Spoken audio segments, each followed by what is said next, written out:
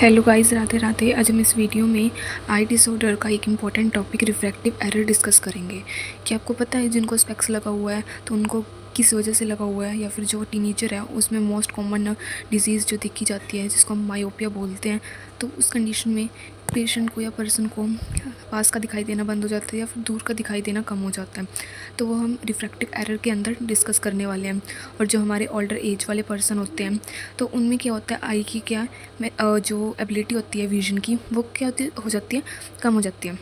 तो हम इस वीडियो में रिफ्रैक्टिव एरर इन सब के बारे में पढ़ने वाले हैं। तो रिफ्रैक्टिव एरर क्या है?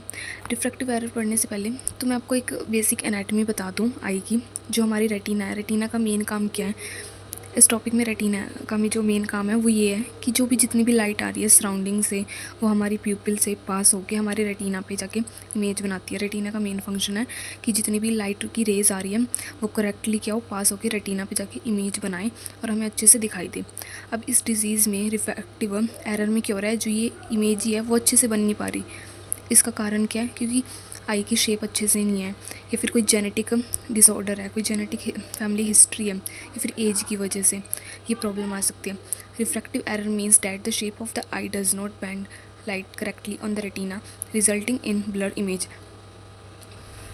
It is most common vision problem in children that affect the development and overall quality of life.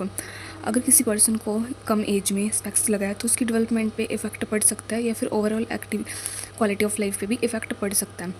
अब कई पर्सन होते हैं ये बोलते हैं कि मुझे दूर का कम दिखता है, और कई बोलते हैं कि मुझे पास का कम दिखता है। तो हम उसको डिस्कस करेंगे कि कैसे क्लासीफाई किया गया है। रिफ्रैक्टिव एरर के अंदर हम 4 पार्ट्स में या फिर 4 टाइप्स में डिवाइड करते हैं। सबसे पहले है मायोपिया। मायोपिया में क्या है, हमें जो है दूर का ऑब्जेक्ट क्या होता है, ब्लर दिखाई देना शुरू हो जाता है, जो कि मोस्ट कॉमन टीनेजर में देखने को मिलता है। और हाइपरमेट्रोपिया में क्या है कि हमें जो पास के ऑब्जेक्ट है वो कम दिखाई देते हैं, जो कि जो ओल्डर एज होते हैं वो क्या करते हैं, जब भी न्यूज़पेपर पढ़ते हैं तो अपने बिल्कुल आंखों के सामने ला के पढ़ते हैं, क्योंकि उनकी जो पास की नज़रें होती हैं वो बहुत ही कमज़ोर होती हैं। देन थर्ड है एस्टेग्मिस्ट। इसमें क्या इरेगुलर कर्व हो जाती है आई की। देन प्रेस बायोपिया में क्या है, एज रिलेटेड नियर ब्लर, कि एक एज रिलेटेड प्रॉब्लम है जिसमें हमें उसकी चीज़ें जो होती है ब्लर होनी शुरू हो जाती है, दिखनी शुरू हो जाती है। देन नेक्स्ट हम डिस्कस करते हैं कॉजेज़। कॉजेज़ में क्या है कि ये क्या है, जेनेटिक है, फैमिली जीन्स से आते हैं। फैमिली हिस्ट्री में अगर किसी को है तो ये देखने को मिल सकती है। एबनॉर्मल आई लेंथ हो, अगर लॉन्ग हो, अगर आई बॉल की लेंथ जो लॉन्ग हो तो मायोपिया कंडीशन क्रिएट हो सकती है। अगर शॉर्ट हो तो हाइपरमेट्रोपिया की। एज रिलेटेड मैंने बताया था कि प्रेस बायोपिया है, कि इसमें हमें पास की चीज़ें दिखनी कम हो जाती है, ब्लर हो जाती है। देन उसके बाद कॉजेज़ है स्ट्रेन। स्ट्रेन में स्क्रीन वर्क या फिर वर्क का प्रेशर हो, या फिर स्क्रीन टाइम हमारा ज़्यादा हो, फिर हमें चश्मे चढ़ने या फिर इस पर क्या होता है कि मायोपिया होने के चांसेस टीनेजर में ज़्यादा हो सकते हैं। डिफेक्ट इन कर्वेचर, कर्वेचर पे डिफेक्ट हो, या फिर कर्वेचर कर्व जो हमने थर्ड क्लासिफिकेशन पढ़ी थी एस्टैग्मिस्ट, वो होने के चांसेस हैं। नेक्स्ट हम बात करते हैं पैथोफिजियोलॉजी की। अगर कोई भी इटियोलॉजी हो, या फिर जेनेटिक हो, या फिर आई बॉल की लेंथ क्या हो, अगर लॉन्ग हो या फिर शॉर्ट हो, या फिर एज रिलेटेड प्रेस बायोपिया हो, तो उसकी वजह से क्या होगा, आई के शेप पे या फिर कर्वेचर पे, आई के शेप में क्या होगा, चेंजेस आएंगे। आई के शेप में चेंज आएगा या कर्वेचर में क्या आएगा, चेंज आएगा। अब जो है मेन काम क्या था कि प्यूपिल से क्या थी, हम बाहर से सराउंडिंग से लाइट आ रही थी और सीधा रेटिना पे पड़ रही थी। अब आई के चेंज हो गया, शेप चेंज हो गया, जिसकी वजह से जो लाइट थी जो वो सीधी जा रही थी वो अब क्या हो रही है, बैंड होके जा रही है। अब वो उसकी इम्प्रॉपरली बैंड होने की वजह से वो अच्छे से क्या रेटिना पे नहीं जा पा रही, रेटिना तक नहीं जा पा रही, जिसकी वजह से चेंजेस देखने को मिल सकते हैं। एबनॉर्मल रिफ्रैक्शन होगा, क्योंकि नॉर्मल रिफ्रैक्शन कैसे होगा, अगर नॉर्मली रेटिना तक जाएगी, अब या तो वो आगे जा रही है या पीछे जा रही है या ऊपर जा रही है, बट अपनी स्ट्रेट पाथ जो था, एक्चुअल पाथ, उसको फॉलो नहीं कर पा रही, जिसकी वजह से इमेज क्या धुंधला दिखाई देना शुरू हो रहा है। Light fall to the focus on the retina. Then उसके बाद ब्लर हो जाएगी इमेज जो बनी थी जितनी भी, और सिम्टम्स दिखाई देने स्टार्ट हो जाएंगे, eye strain, blurred vision. Clinical manifestation में ब्लर विजन सबसे पहले क्या है, दिखना कम हो जाएगा अगर भी मायोपिया या फिर हाइपरमेट्रोपिया है। देन उसके बाद हेडेक सबसे पहले हेडेक होगा, क्योंकि प्रेशर जो है क्रिएट होएगा आई पे, तो फिर सीधा हेडेक होने के चांसेस हैं। देन डिफिकल्टी इन नियर और डिस्टेंट विजन, या फिर मायोपिया या फिर हाइपरमेट्रोपिया या फिर मायोपिया होने के क्लिनिकल मैनिफेस्टेशन में हो सकता है। आई पे प्रेशर पड़ रहा है क्योंकि स्क्रीन का टाइम भी ज़्यादा है, और वर्कलोड की वजह से क्या हो सकता है, आई के ऊपर स्ट्रेन होगा। फ्रिक्वेंटली आई रबिंग पे पर्सन क्या करेगा कि बार बार में हेडेक हो रहा है, ब्लड विजन हो रहा है, तो वो देखने की कोशिश करेगा कि अच्छे से मुझे क्या दिख नहीं पा रहा, या फिर जो क्लिनिकल साइन एंड सिम्टम्स में वो क्या करेगा, अपनी आई रबिंग करेगा, कन्फ्यूजन में चला जाएगा, फ्रिक्वेंटली आई रबिंग करेगा, आई को रब करेगा। हमने ये क्लासिफिकेशन और टाइप डिस्कस करे थे। अब हम डिटेल में मायोपिया, हाइपरमेट्रोपिया और प्लस मायोपिया, इन चारों टाइप्स को हम डिटेल में डिस्कस करेंगे।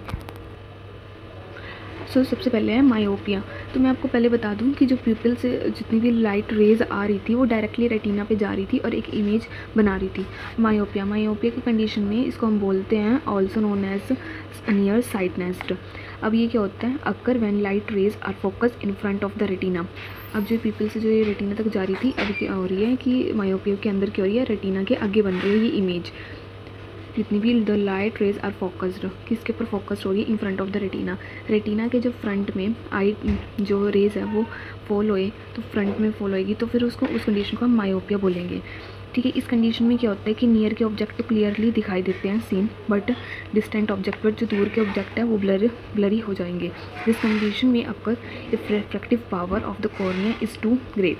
रिफ्रैक्टिव पावर या फिर पावर ऑफ द लेंस हम जिसको बोलते हैं, रिफ्रैक्टिव पावर को हम पावर ऑफ लेंस बोलते हैं, कॉर्निया की, वो क्या होगी, इस कंडीशन में ज़्यादा होगी, तभी क्या होता है, मायोपिया के चांसेस हो सकते हैं। Myopia can be occur in hyperglycaemia, uncontrolled diabetics, cause lens swelling, lens की स्वेलिंग हो सकती है और मायोपिया के केस हो सकता है। अभी किससे करेक्ट किया जाता है कि स्पेक्स से, कन्वेक्स लेंस लगा के हम इसको क्या कर सकते हैं, करेक्ट कर सकते हैं। देन हम डिस्कस करते हैं हाइपरमेट्रोपिया। हाइपरमेट्रोपिया को हम बोलते हैं फार साइटनेस। अब इसमें क्या है, रेटिना पे जो इमेज बन रही थी वो रेटिना के पीछे बनेगी, back of the retina, occur when the light rays are focus behind the retina. अब जो इमेज थी वो रेटिना के बैक साइड बनेगी, back side of the retina, क्या हाइपरमेट्रोपिया हम उस कंडीशन को बोलते हैं। क्या था, देन उसके बाद डिस्टेंट ऑब्जेक्ट अपीयर क्लियर। अब इसमें क्या होंगे, जो दूर की चीज़ें वो तो अच्छे से दिखाई देंगी, जो पास की चीज़ें वो ब्लर हो जाएंगी। This condition occur when the eye is too short और रिफ्रैक्टिव पावर और lens power of the cornea is too low. हम इसको कैसे करेक्ट कर सकते हैं, कनकेव लेंस लगा के हम इसको करेक्ट कर सकते हैं। प्रेसबायोपिया एक एज रिलेटेड प्रॉब्लम है, जिसमें क्या होती है कि जो लेंस है वो अच्छे से काम नहीं कर पाती, क्योंकि उसकी एबिलिटी विद द एज क्या हो जाती है, लूज़ कर जाती है, कम हो जाती है। After the age of 40 the lens of the eye become more rigid and does not flex at easily. अच्छे से विद द एज ऑफ क्या हो जाती है, आई रिजिड हो जाती है, फ्लेक्स नहीं कर पाती अच्छे से easily. As a result the eye lose its ability and it become more difficult to read at closer range. even closer range तक भी अगर पर्सन पढ़ेगा तो भी उसको क्या होगी, डिफ़िकल्टी होगी पढ़ने में। Then next one is related है, कॉर्निया से रिलेटेड है। अब इसमें क्या होगा, कर्वेचर के ऊपर इफेक्ट आएगा। कर्वेचर की जो कर्वेचर है कॉर्निया का वो एसिमेट्रिकली हो जाएगा, जिसकी वजह से कॉर्निया अगर नॉर्मली हम बात करें तो वो स्मूथ होता है, और क्या होता है, इक्वली क्या होता है, हर एक डायरेक्शन में होता है, जिसके साथ क्या होता है, लाइट की एंटरिंग होती है। अब जो कॉर्निया है इस focus equally on all direction. In this condition the front surface of the cornea is curved more in one direction. Cornea एक साइड से एक डायरेक्शन में बहुत ज़्यादा क्या हो जाता है, कर्व हो जाता है दूसरी साइड, जिसकी वजह से ब्लर विजन होने के चांसेस हो सकते हैं इस कंडीशन में। डायग्नोस्टिक इवैल्यूएशन कौन कौन से टेस्ट करा सकते हैं, सबसे पहले हम करा सकते हैं स्लैनन चार्ट।